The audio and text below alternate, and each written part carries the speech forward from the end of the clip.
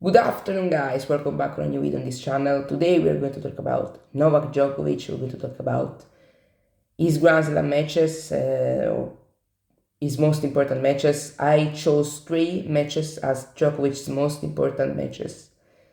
Uh, those are not only some of the best matches of Djokovic's career, but in my opinion are 3 of the most important matches of Djokovic's career. So let's start by, well, before we start with the video, as always, I invite you to subscribe to the channel, guys. I put a lot of effort on this channel because I saw that there is a lot of support and a lot of potential. So please support the channel, leave a like, that's fundamental. Share the video with many people you know. Comment in the comment section, down below in the comment section as always. Share your thoughts about this topic. And then subscribe to the channel, don't forget about that, and activate the notifications bell. By doing this, you will receive a notification for everything that is going to be posted on this channel. So it's very important for you, it's crucial for you, and if you activate the notification bell, you will be able to follow the channel every single day. Although videos are usually I publish videos at 4 p.m. From the 16th of July to the 4th of September, most of the videos are going to be at 4 p.m. So you already know that. But also the community post, and maybe we do some shorts, who knows. Let's talk about Djokovic's matches that I chose for this video. So the first one is, let's go by chronological order. The first one is the 2012 Australian Open final. So I chose that match because he's his best, first of all, and confirmed his dominance, first of all, because in the year before he won 3 Grand Slams and he was the best player in the world without a doubt. And I chose this match because especially confirmed the improvements, and we saw the improvements in that tournament, physically speaking, of Djokovic. So we knew that Djokovic used to have injuries when he was younger. Now let's not talk about if those were fake injuries or not fake injuries, but he had more injuries than right now, and he was 20, 21, 22 years old. He had those injury problems. He had also breathing problems, so he had physical problems. And now he's the best, he's the fittest player on tour in my opinion, and he's still the fittest player on tour at 36 years old. And that match cemented those improvements in a sort of way, because he played a 5-setter, a super intense 5-setter against Andy Murray in the semis, and then he played a 6-hour match against possibly the most intense player of all time, Rafa Nadal. And he won both matches. So in those matches he showed mental strength, first of all, key. I believe that this is the best quality that Djokovic has, because apart from technical shots in tennis, mental strength is required. In my opinion, is more important mental strength than technique. Although technique, so the thing here is clear. If you play against a guy who plays, you may have extraordinary mental strength and you've played tennis 25 times, but if you meet a guy who played tennis 1,000 times and he doesn't have a lot of mental strength, he will probably still destroy you. But when the players are so close, speaking of level, mental strength is what decides the top players and the good players. So we always say those things, that the difference between a top 10 and a top 50, let's say, is that the top 10 has the mental strength. That's 100% true. And that's Djokovic's case, of course. He has an incredible mental strength that allowed him and that got him to where he is now.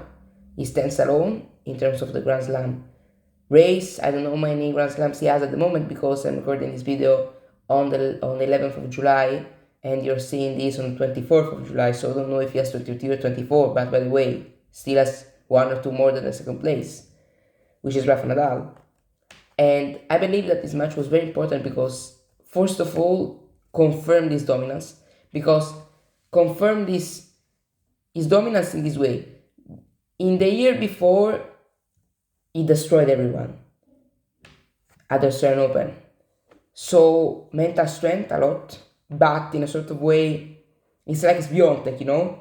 She has mental strength without a doubt, but she's used to destroy her opponents. So when the matches got tighter, get difficult, then we have to see if she's used to.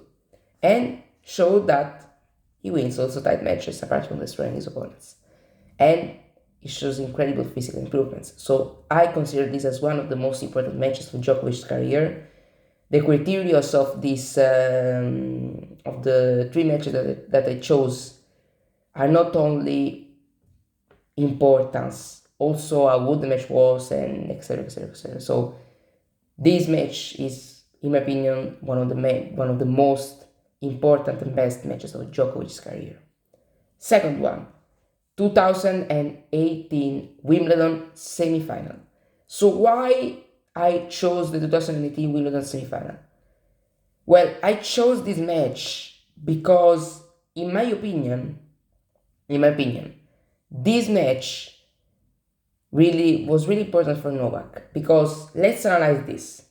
Since 2018 Wimbledon, so from 2018 Wimbledon onwards, Djokovic had won 12 Grand Slams. Okay, he was at 12 Grand Slams before that Wimbledon. Then now he is at 23 or 24. So he doubled these Grand Slams. It's true that it's Djokovic's second prime, but it's ridiculous that he doubled his Grand Slam number. So it is Djokovic's second prime, but it is very important. And that match was Djokovic's comeback, definitely. That 5-setter against Nadal, because that match could have gone either way, of course. Nadal could have won the match in 4 or in 3 even. Maybe I don't remember now specifically the chances that Rafa had enforced, but I remember that in the first 3 sets, Nadal had sort of 10 break points to face, and he saved most of them. In the third set, he had a couple of set points, including a set point on his own serve, so he had chances to be 2-1 up. And Nadal was coming into this match as the favorite, in my opinion, although in the years before, Djokovic was performing better at Wimbledon, but Nadal was the favorite because he was in better form. He had just won Roland Garros, as always. In that 2018 season, in those months, he was the best. He was the world number 1 against Djokovic, who was out of the top 20. So all of these things were really, these factors, were really, really important in this match.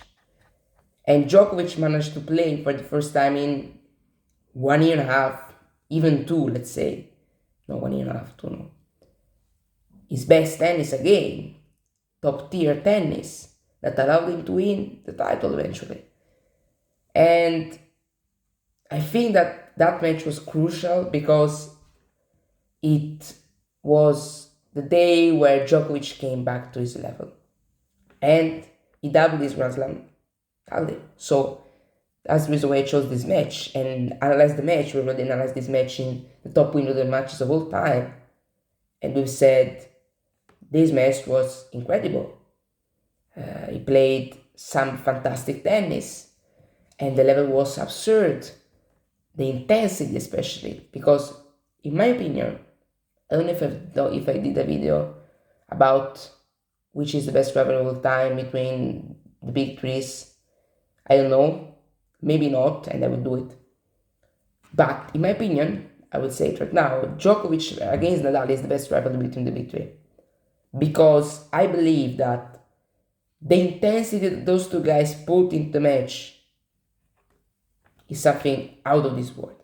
And why I prefer this rivalry to Federer and Nadal, that is the most, let's say, glorified, let's use this word, although it's not the perfect word, but as you know, my English vocabulary is not very, very big, so let's say glorified. I want you to understand the concept. Then if the words are not perfect, I'm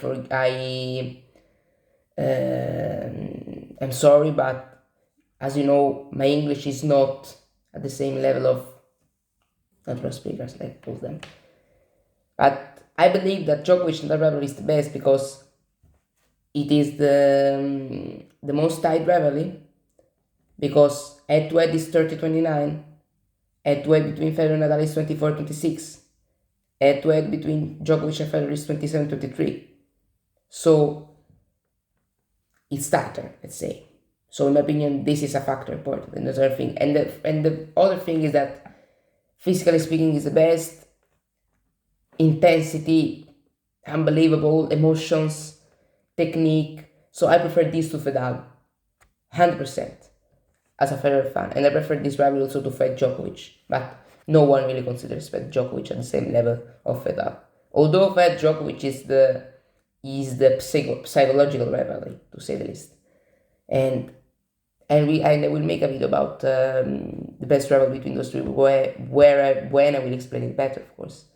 In that video, we'll explain it better, without a doubt, because now I didn't explain it well. In that video, we'll explain it better. And I consider this, so to end this conversation, I consider this rivalry as, this match, the 2018 Wimbledon semi-final for Djokovic, is more important than the Wimbledon 2019 final even. And I didn't put the Wimbledon 2019 final, although that match deserved it, but I put another match. And the reason why is because I didn't want to put two Wimbledon matches. It's one Australian Open match, one Wimbledon match, and one Roland Garros match. That's what I chose. And in my opinion, this match has been one of the most important matches of Djokovic's career. Last but not least, 2021 French Open semifinal. Okay, Djokovic's second win against Rafa Nadal at the French Open. The first ever man to win against Nadal at the French Open after losing the first set. The first ever man to defeat Rafa Nadal at the French Open twice. The first ever man to defeat Rafa Nadal in a French Open semifinal. All those records that Djokovic achieved with that win, with that monstrous performance, I mean, they speak for themselves. Let's analyze the context of the match, as always. So, clay season starts. Djokovic and Nadal play at Monte Carlo. Djokovic loses in the round of 16 against Dan Evans. Rafa loses in the quarterfinals against Rublev. Then Rafa plays Barcelona and he wins the title against Stefano Tsitsipas in that 3-set thriller. Then Djokovic, I don't remember against who he lost, honestly. In Belgrade, he lost against Karatsev in Belgrade. Then he in Belgrade won. Then he played in Rome and he reached the final, and Rafa played in Madrid, lost in the quarterfinals. Rafa played in Rome, won the title in the final against Djokovic in 3 sets, and that was the event prior to the French Open, and Djokovic then played also Belgrade too, and he won the title.